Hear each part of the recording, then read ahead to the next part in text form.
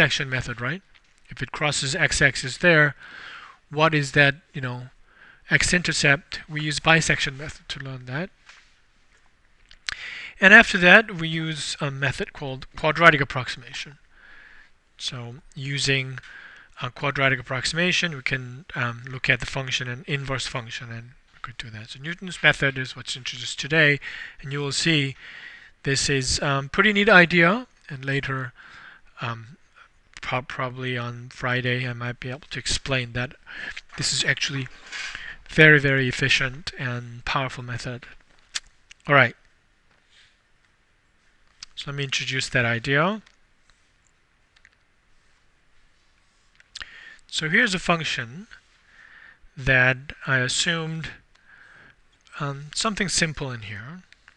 Let me make sure that I cover everything. All right, this is concave up and increasing, right? Overall, it doesn't seem like concavity changes or increasing, decreasing changes. And if you have this simple shape, right, concavity is fixed, either increasing or decreasing, the following idea actually works very nicely. So this is graph of y equals f of x. And what is that we're looking for? What does that do in this Newton's method? We're solving this equation, right? F of x equals 0. So where is f of x equals 0? It's here, right? That's the value. I'm going to call that one Greek letter alpha. It's about how you getting closer to that, and we have one method called bisection method. And in the bisection method, we evaluate a function value and compare, and which one is positive and which one is negative, and then choose the second interval, and so on. So there's a process that you have to kind of compare values and decide which one's greater than or less than 0. Turns out in computer programming that if you make that kind of decision a lot in the computer programming, it's called if-then statement. If this is so, then we do this. If that's true, we do the other thing. If it goes through that if-then statement, decision-making statement, a lot in the computer program, it slows down. So if there isn't any algorithm that does not involve comparison, then it usually gets faster. And you will see this Newton's method is one of that example that it doesn't compare anything. So this is where we're going, and I'm going to choose this 2 here to how to go there alpha mechanically. So I'm going to go up and find y value there. So you have 2 and plug it into function that is given, and you get this y value there, right?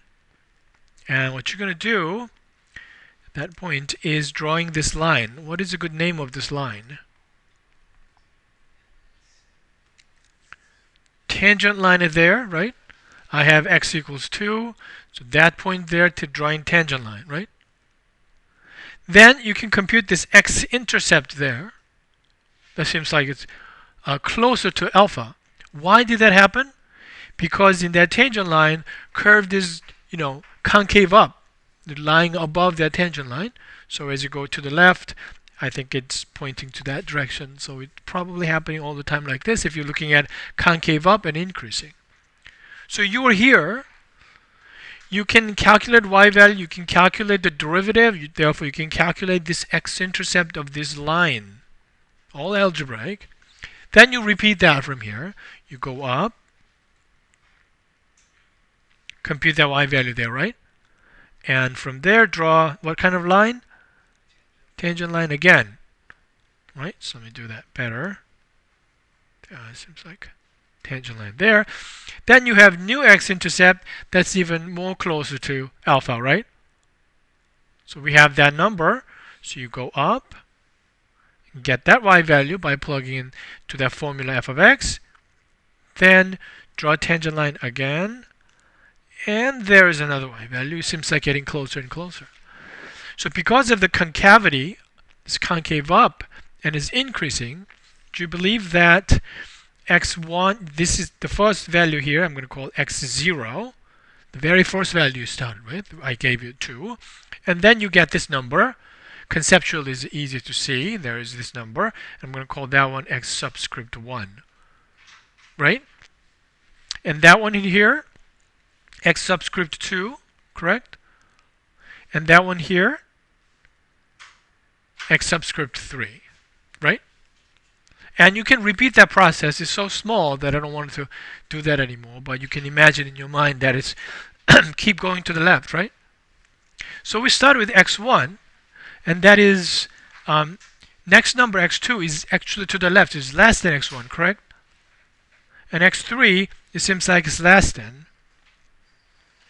And it keeps going like this. If you keep doing this forever, then there's always, after you repeat it like 20 times, then you are there somewhere in xn. But it seems like it will never exceed alpha. Would you agree? Suppose n is 2000. You repeated this like 2000 times. It doesn't seem like you will ever gonna pass that alpha because of the concavity. Concave up is like this. The straight line will always fall little short onto that alpha. Does that make sense? That's intuition. So you will never actually reach alpha. But it's keep going to the left, right? So that part's clear. It's over here. The point is keep landing into the left and left and left of these values. And that doesn't mean that necessarily it's going to alpha, is it? The fact that I'm keep walking toward to that wall, that doesn't mean I'm going to reach whatever there's on the other side of this university hall building, right? So that's keep going to the left doesn't necessarily imply that alpha with that much. But it does approach something. So that's a little bit of theory that we can't cover it here. But if you just keep going to the left, it never exceeds this one point, then it necessarily approaches some number I'm going to call beta. That's a theory. It is not yet clear, my comment was that is it clear that is where this one going is necessarily that what we want, where we want it to be. This is not absolutely clear, but that is a fact that which we will it'll be explained later. So in the picture it seems that it's almost there, so I believe that's going to alpha. But if you really zoom in there and really think about what kind of logic you were using, if you try to get rid of your jumping to the conclusion type of moment, and then you might get puzzled a little bit. How do I know it actually goes to that alpha? That's non-trivial part. That's why I put question mark there. But I gave you the result. If it is concave up like this, increasing, then these numbers actually go to alpha. So that's how you're going to approximate it. All right? So that's the idea. That's what you're going to do. But there are different shapes, but that's pretty much the same thing.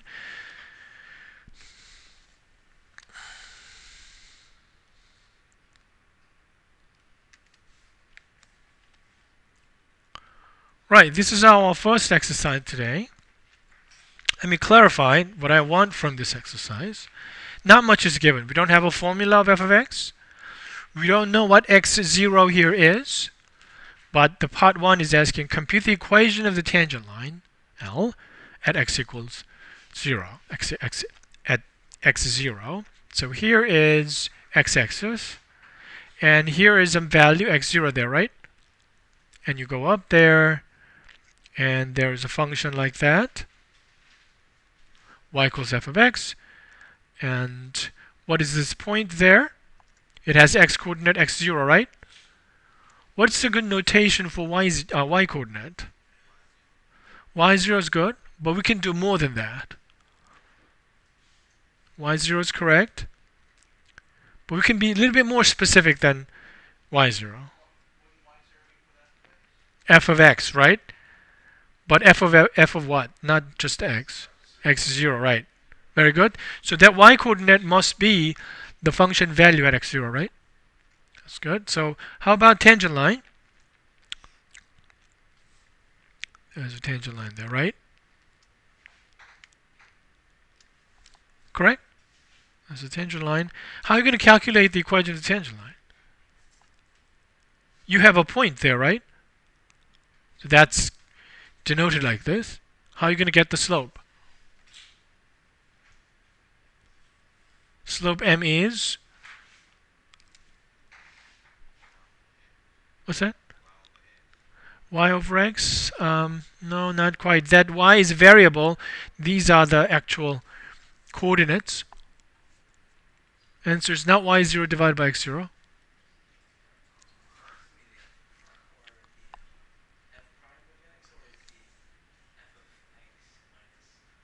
Right, right, right. F prime of x. Doesn't that look like it sound like a good idea? Why is that? F prime of x measures what? Slope of tangent line at where? At that point, at this point here, right?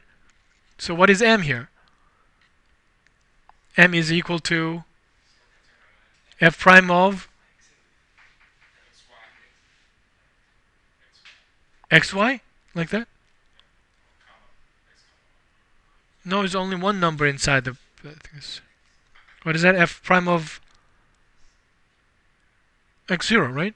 That's the point that you plug in x0 into the derivative. If this is 5, you plug in 5 into the f prime of x, right?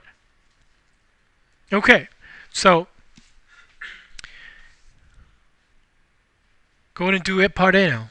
You have enough information to write this one down, right?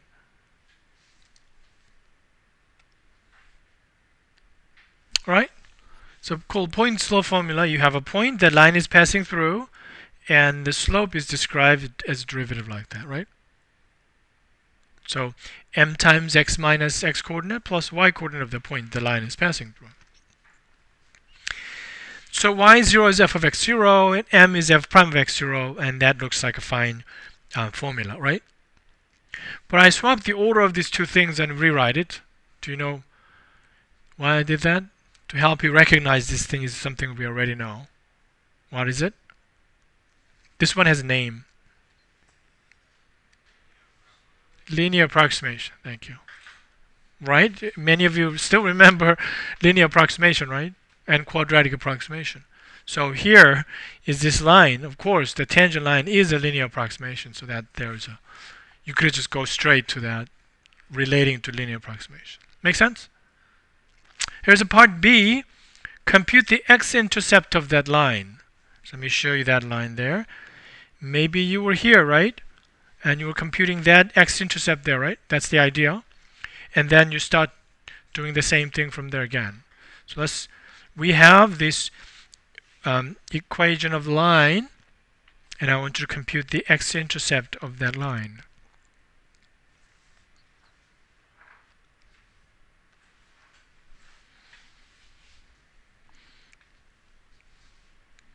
So here's the equation of line. Y equals this constant if x here is given, and x is the variable, right? X variable here, and that's a y variable. So when does it hit x-axis? When y equals 0. So you plug in y equals 0 there and solve this thing for the x coordinate right there. Right? It would have been a lot easier if these are actual numbers. But it's important you need to understand in this generality here to understand the method. So you solve this one algebraically, and x turns out to be this formula. So if I give you x0, such as 2 in the earlier picture, 2 minus f of the y coordinate divided by the slope of the tangent line there gives you the next coordinate, x1 there. That x1 right here, right? So Newton's method is that, okay, that's going to be my x1. And at that point, x1, you do this all over again, right? To get the next x2, right? So here's something I want you to think about. Next exercise is phrased like this. Suppose this is exercise number 2. L is a tangent line at x equals different number, x subscript 1, right? X subscript 1.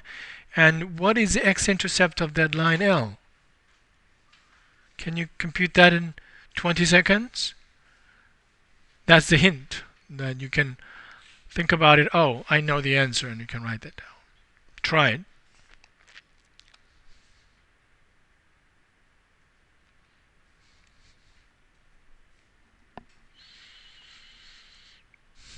Anyone figure out the answer? You did, Zach? Yeah, what is it then?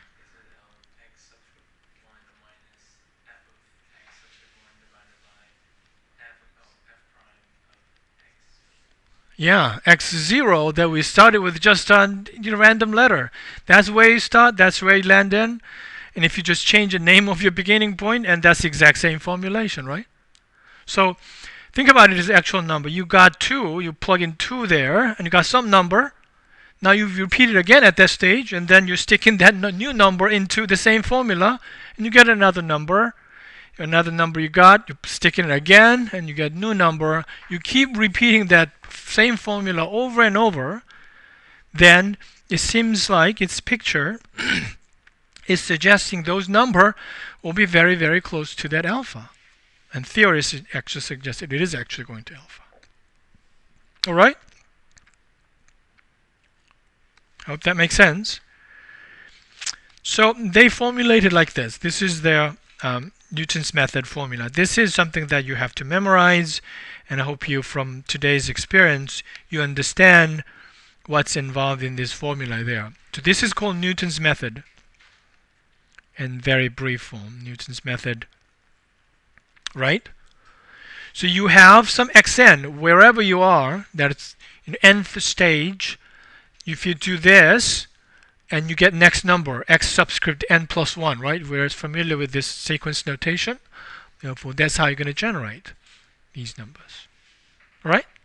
Make sense? So, I don't know. This part's easy. There's xn. We're adding or subtracting, and just remember, derivative goes to denominator.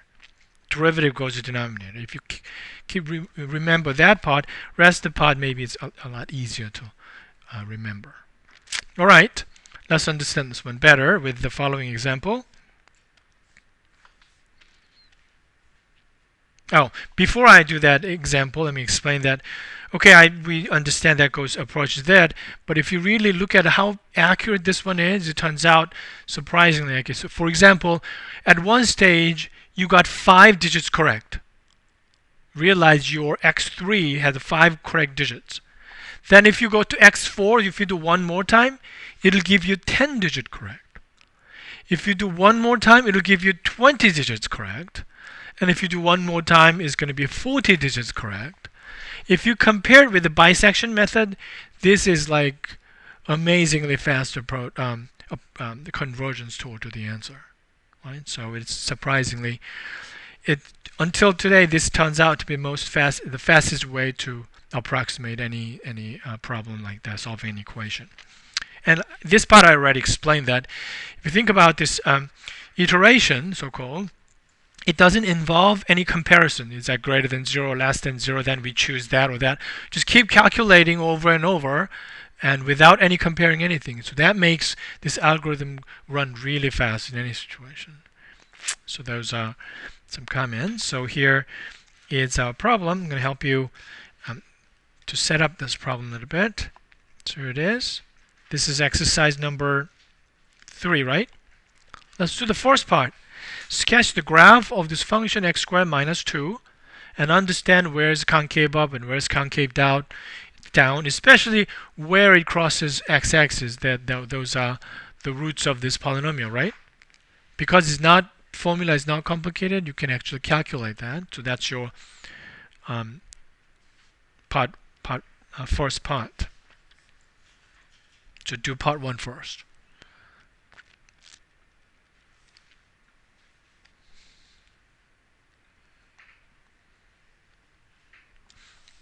It's a quadratic function, so many of you already know this is simple vertical shift down of y equals x squared, so it looks like this, right? So as you can see, this is concave up and this is concave down. Also, you can analyze it like this. What is f prime of x? 2x, right? When is this 0? At x equals 0. When x is greater than 0, you can see it's increasing. When x is less than 0, from here we get x equals 0 as a critical point, less than 0. What is the second derivative? 2 is always concave up. So if you're looking at this 0, you already know this is concave up from this analysis, even if you don't know how to sketch it, there's this analysis you can do. So what is this number in radical? Right here. Square root of 2. That's right. So Newton's method applied it here is calculating square root of 2, right? Okay, so let's choose, for example, this point in here. At that point, if I draw a tangent line there and compute x-intercept, do you think it falls in the right side of that initial point or left side of the initial point if I choose this one in here?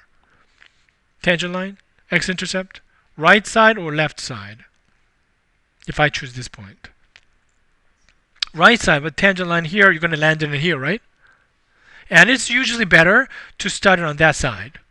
So if you do the tangent line here, now you're trapped in that tiny region and approaching straight towards the region.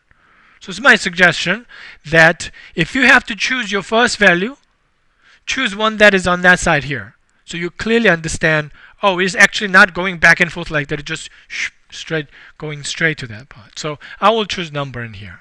All right? Let's try. If I try x equals 1 here, you plug in x equals 1 is 1 minus 2, right? So that's negative 1. So I know this x equals 1 actually goes to the below in here. Even though I sketch like the picture like this, it's one way to check. If I choose 2 here, if I put 2, there's a 4 minus 2, right? That's a positive number. Therefore, I know that x equals 2 is correct side, the side I want, more efficient side. So this is going to be our first value denoted by x subscript 0. That's 2. All right? Then we are applying Newton's method to part 2 here. So let me show you. We started with x0, what value? 2. Why 2? I would like to start with 1.8. That's fine. It's still going to go to the correct value quickly, right? It's your choice. Initial value is a choice, such that you understand at least that it's definitely going there because of the concavity you observe. So what is the next one? x1. What is x1? Anybody remember the formula? It's still up there. What is x1? Is x0, right? Minus f of x0. Let's write that down. What is f of x0 here? This x0 squared minus 2, right? That's our f of x, the formula. What's in the denominator? 2 times x0 to the first power, right? Does that make sense? So you have 2 in there, you plug it in there. So what are you going to next? What are you going to do next after this? You're going to write down x2, right? What is x2? x1 minus x1 squared minus 2. 2 times x1, right? Now you got the idea? x3 and x4 and x5, right? Correct? Yeah, get those numbers and compare with mine. You start with the 2, go through and get that number x1, go through it again, get number x2, all the way up to x5. Yeah, to write down this formula, but you actually have to plug in this number in here. Yeah, that's right. That's the only thing you're doing to rewrite this formula, changing the subscript, correct? This is called a recursive formula. Right. Well, I guess you got the idea. Let's keep doing that, and hopefully got this number. And your calculator usually rounded up to 9 decimal places or somewhere there. So how about x3? Did you get 1.414215 roughly there? Yeah. So if you have calculator has this ANS key, do you know what I'm talking about? This ANS? Yes? Yeah. You can use that to keep repeating that here. ANS minus ANS squared minus 2 divided by 2 times ANS, right? And then you got the answer, and then you type this one again. That's one method. All right? So let me explain it here with this more information here. If you compare these two numbers, x3 and x4, you can see 41421 and 41421, they're the same. So that means that's accurate. If you go to the next level, it doubles the blocks. It's 414213562237 is exactly repeated here. So if that's roughly 10 digits, if I do one more times, 20 digits accurate and 40 digits accurate. It's amazing accuracy. All right? That's Newton's method. Correct digit is getting the correct digit fast like this, and there's no other method that is as good as this one even today. There are tweaks of this Newton's method, but it's fundamentally uses the same idea. And as far as I know, all the technology out there, computers, Wolfram Alpha or Mathematica, they one way or another use the same idea. All right, so that's that. Let's look at this example.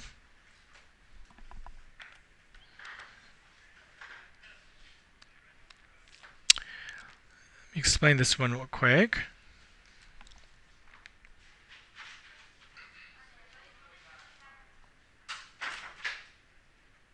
Right, it gave you that initial value x equal 1, right? So all you have to do is to start your method with this one, x0 equals 1, and it doesn't ask you to how many times you have to do it, right? It only says that accurate to the first 3 decimal places and then stop. How do you know 3 decimal places are correct?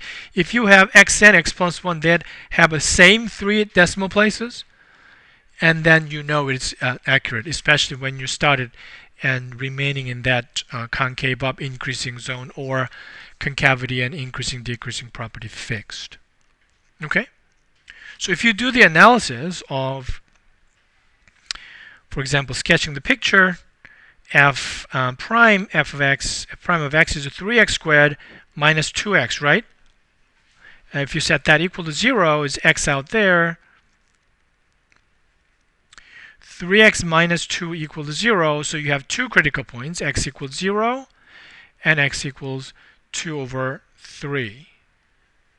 0 and 2 over 3.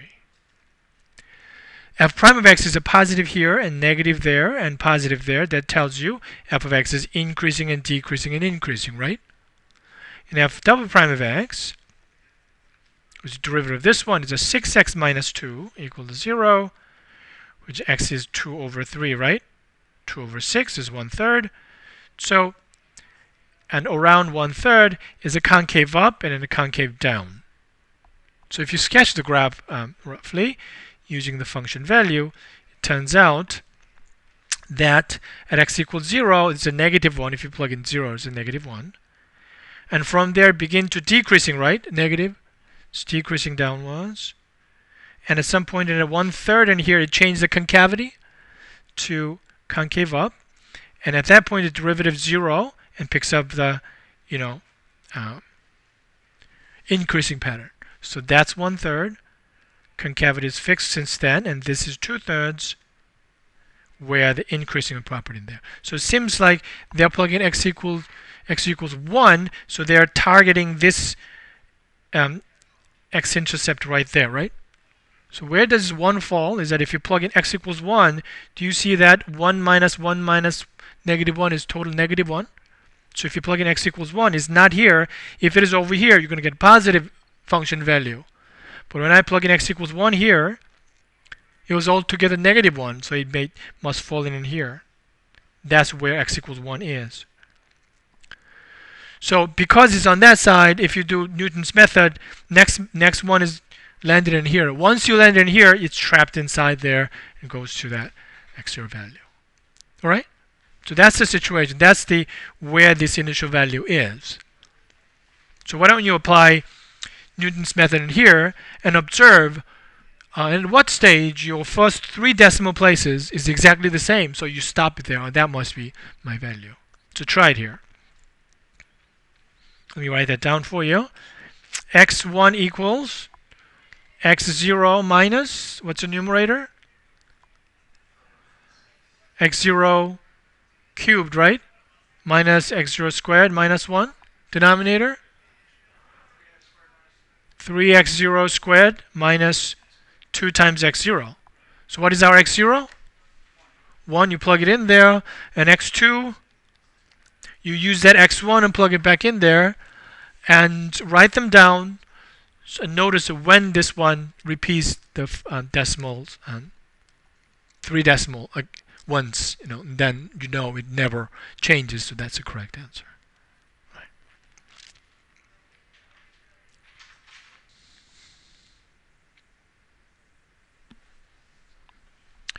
Right. When you keep doing this, and at the 4th stage and the 5th stage, you realize that the first 3 decimal places are repeated.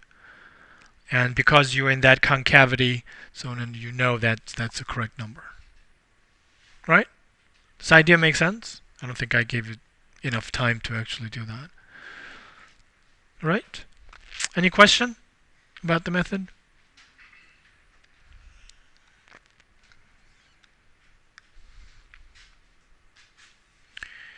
Here's last one. I'm going to go through it quickly. And the key thing is that it didn't give you even the initial value. So you have to sketch this yourself and figure out what the initial value is good. You have to inside same concavity and increasing, decreasing, and fix there. So one thing is that in this problem we're solving this equation. Right hand side is not 0, right? So what do? You subtract left hand side and right hand side by x. So you have cosine x minus x, right? And we want to set that equal to 0, and that's this equation there, right? Right, let's look at when this one is concave up or increasing. Concave down to already have to be fixed shape. What is f prime of x? Negative sine x minus 1, right? So sine x never goes beyond or below 1 and negative 1, right? So this absolute value, or the magnitude of a sine x, will never overcome negative 1. But it can be positive 1. So it can be 0, but it'll never be positive. Sine x's magnitude is too small, right? So it's remain always negative. What does that mean? It's always decreasing, right? It's always less than or equal to 0. So the function looks like sometimes it's 0, like that, but it can't go up. It just continue going down like this, right? That's the shape of this function. How about f double prime x? What is it? Negative cosine x, right? So this can be 0 sometimes, right? And if you look at the cosine value, when is it 0? Is it pi over 2? X being pi over 2. X being 3 pi over 2. And those are the sum of the in between 0 and pi. So if you sketch the graph, x equals 0. If you plug in x equals 0, what do you get? Is 1, right? Cosine of 0 is 1 minus 0. So here's 1. And at that point, it's decreasing. So it was kind of coming down like that. And if you hit pi over 2, it changes the concavity. But it's always decreasing. So what happened if you plug in pi over 2 here, and x equals pi over 2? 0, right? Cosine of pi over 2 is 0. Minus pi over 2 is a negative number. So this is where x equals pi over 2.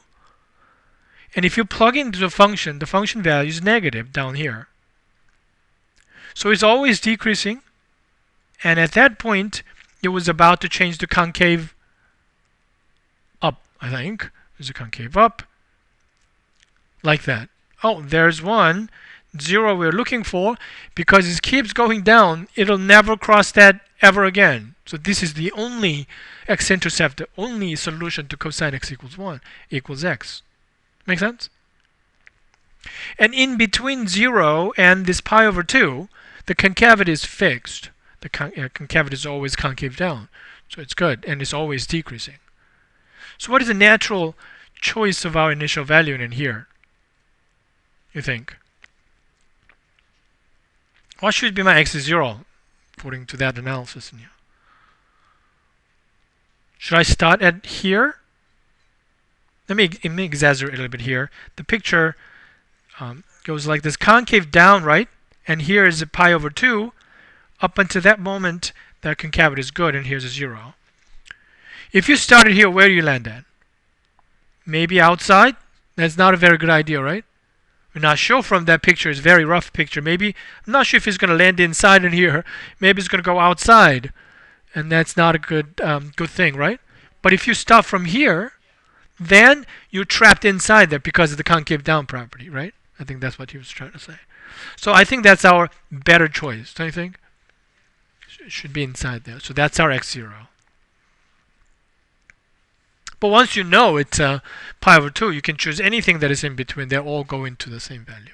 So that's our x0, pi over 2. Again, there is no correct answer to the x0. Something that is inside that concavity fixed zone, and it'll work. And what is our x1? x0 minus f of x, there's a cosine x0 there, right? Minus x0, what's the derivative? Negative sine x0 minus 1. Then you get x1, and if you